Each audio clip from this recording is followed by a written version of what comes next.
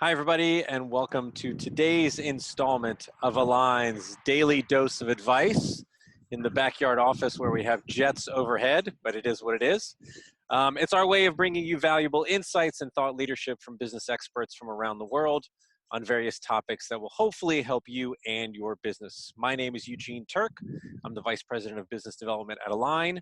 You can always learn more about Align at aligntoday.com. And my guest today is Arnie Mallow.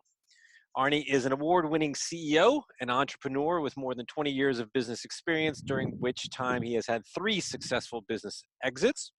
More recently, he has written a best-selling book on culture called Worth Doing Wrong, The Quest to Build a Culture That Rocks.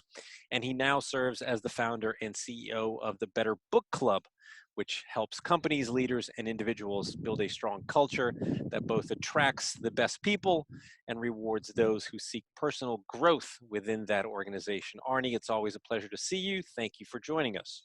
Uh, Thrilled to be here. Great introduction. I like myself more just hearing about Oh, myself through you. It's awesome. fantastic. I know that culture within an organization is obviously something that is of particular interest and expertise for you. And so I was hoping that you could share some wisdom with our audience on ways to foster and build organizational culture.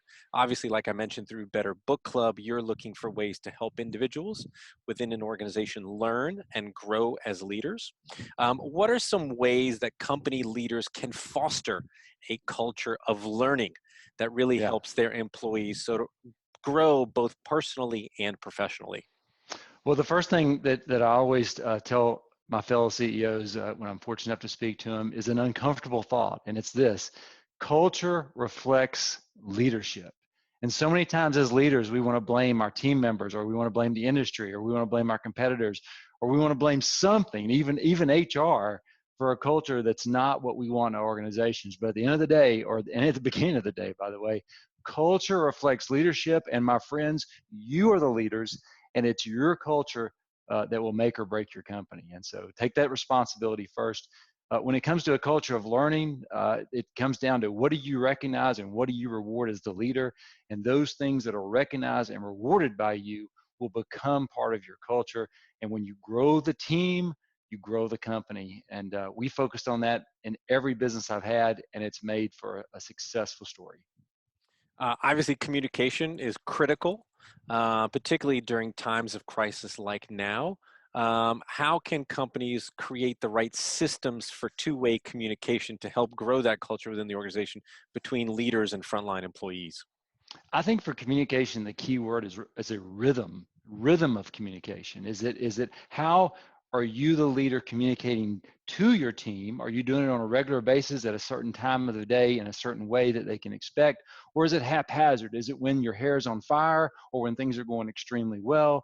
And do they come to only expect it in those times? A rhythm of communication puts puts controls around it, allows you to think about what you want to communicate, what you're recognizing and rewarding. And then on the other side, when do you get feedback from your team? Again, establish a rhythm, either through a system, a software, or just a daily huddle, which so many people practice to phenomenal levels of success. But the rhythm of communication is as important as what you're communicating. A personal plug, I know that Align recently published a blog post outlining 15 creative and fun team building ideas for remote teams, sort of on that topic of culture.